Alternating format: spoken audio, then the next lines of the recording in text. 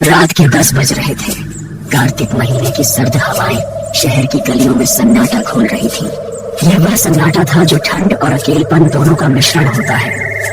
एक ऐसा ठहराव जहां हर छोटी सी आवाज भी गूंजती है।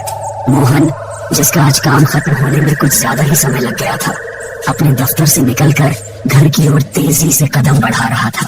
उसने अपनी जैकेट की झिप को गर्दन तक खींच लिया था, लेकिन बर्फ जैसी ठंडी हवा मानो किसी अदृश्य दरार से निकलकर उसके हर जोड़ और हड्डी तक पहुंच रही थी। उसका बदन स्वेटर और जैकेट में भी कांप रहा था। ठंड अपने चरम पर थी, मानो आसमान से बर्फ न गिरकर ठंडी सुइयां गिर रही हूं, जो चमड़ी को भेद कर अंदर तक चुभ रही थी। मोहन के मन में एक ही विचार था, किसी भी तरह घर पहुंचना और एक गर्म कंबल में दुबक जाना। तभी थोड़ी दूर पर एक छोटी सी चाय की टपरी की पीली रोशनी और गर्माहट ने उसे अपनी ओर खींचा। यह रोशनी अंधेरे और ठंड के समुद्र में एक छोटे से द्वीप जैसी लग रही थी। टपरी के टीन शेड के नीचे लकड़ी की बेंचों पर कुछ जाने पहचाने चेहरे बैठे थे। ये अक्सर रात में यहीं इकट्ठा होते थे, मानो ये टपरी केवल चाय का अड्डा नहीं, बल्कि शहर की थकान और ठंड से बचने का एक सुरक्षित ठिकाना हो। लकड़ियों की धीमी आंच पर चाय का पतीला खदबदा रहा था और अदरक की खुशबू उस कंपकंपाती ठंड में एक आरामदायक और जीवनदायी एहसास दे रही थी। इस खुशबू में एक अजीब सी लत थी जिसने मोहन के कदमों को रोक लिया। मोहन ने एक लंबी सांस ली और टपरी के पास पहुंचा। और काका, क्या हालचाल? हरि काका, जिनकी आंखों में जीवन का लंबा अनुभव झलकता था और जिनकी घनी मूछें उन्हें एक गंभीर और अनुभवी रूप देती थी, एक गहरी चाय की चुस्की लेकर बोले, अरे बेटा मोहन, इतनी रात को और इस कड़ाके की ठंड में कहाँ जा रहे हो? सब ठीक तो है? हाँ काका, सब ठीक है। असल में मैं गांव जा रहा हूँ। माँ ने सुबह ही फोन किया था कि घर में एक जरूरी काम आ गया है। मैंने सोचा रात को ही निकल जाऊं तो सुबह तक पहुंच जाऊंगा। ट्रेन अभी 1 घंटे में है, बस स्टेशन तक पहुंचना है। रामू काका, जो कि थोड़े सीधे और चंचल स्वभाव के थे, आग की लपटों को निहारते हुए बीच में बोल पड़े।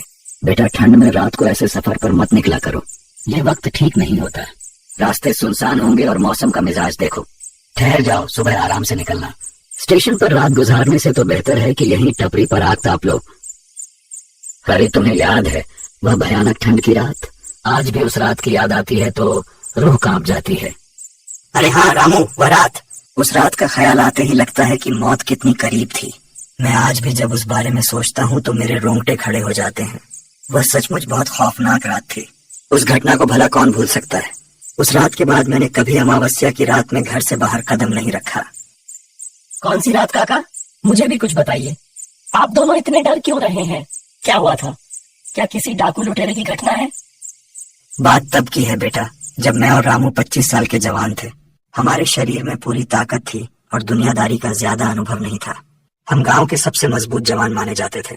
हम शहर से अपने गांव के लिए कुछ खास व्यापारिक सामान लेकर लौट रहे थे, जिसमें मसाले और कुछ जरूरी उपकरण थे। जमाना बैलगाड़ी का था। मोटर गाड़ियां गांव देहात में दुर्लभ थीं। हमने सोचा था कि दिन का काम जल्दी खत्म करके शाम ढलने तक गांव पहुंच जाएंगे, लेकिन सामान ज्यादा था और रास्ते कीचड़ भरे थे पिछले 2 दिनों की बारिश के कारण, इसलिए हमें देर हो गई। वह दिन भी कुछ अजीब सा था। सुबह से ही सूरज की रोशनी में कोई तेजी नहीं थी, मानो आसमान में धुंध छाई हो, जो वातावरण को एक उदास और अपशकुनी रूप दे रही थी। जैसे जैसे दोपहर ढली, हवा में नमी बढ़ती गई और वह नमी हड्डियों तक को भेदने लगी थी। हमें उसी वक्त थोड़ा रुक जाना चाहिए था, लेकिन जवानी का जोश और व्यापार का लालच हमें खींच रहा था। हमारे बैलों के भी कदम धीमे पड़ चुके थे। वे अपनी भारी सांसों से बता रहे थे कि वे भी इस अनचाहे सफर से थक चुके हैं, लेकिन हम उन्हें बार बार हाँकते रहे। जब हम उस घने जंगल वाले रास्ते पर पहुंचे, जो हमारे गांव को शहर से जोड़ने वाला एकमात्र रास्ता था, तब तक रात बहुत गहरी हो चुकी थी। उस रास्ते की अपनी ही एक अलग कहानी थी। पुराने लोग कहते थे कि वहां किसी जमाने में एक प्राचीन मंदिर हुआ करता था, जो अब खंडहर बन चुका था और उसकी नकारात्मक ऊर्जा आज भी उस इलाके में घूमती है।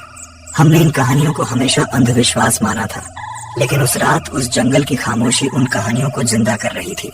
ऊपर आसमान में चांद बिल्कुल नहीं था। पूरी अमावस्या की रात थी।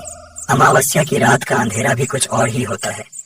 वह सिर्फ रोशनी का अभाव नहीं होता, वह अंधेरा मानो खुद में एक जीवित इकाई होता है, जो हर तरफ से आपको जकड़ लेता है।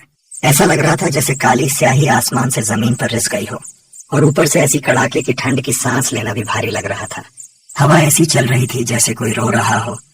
उसकी आवाज में एक अजीब सा विलाप था जो दिल को सहमा रहा था। पत्तों के बीच से सरसराहट की आवाजें किसी फुसफुसाहट जैसी लग रही थीं। वे फुसफुसाहटें मानो हमें चेता रही थीं कि हम उस रात एक गलत रास्ते पर निकल पड़े हैं। हमारी टॉर्च की रोशनी में भी रास्ता ठीक से नहीं दिख रहा था।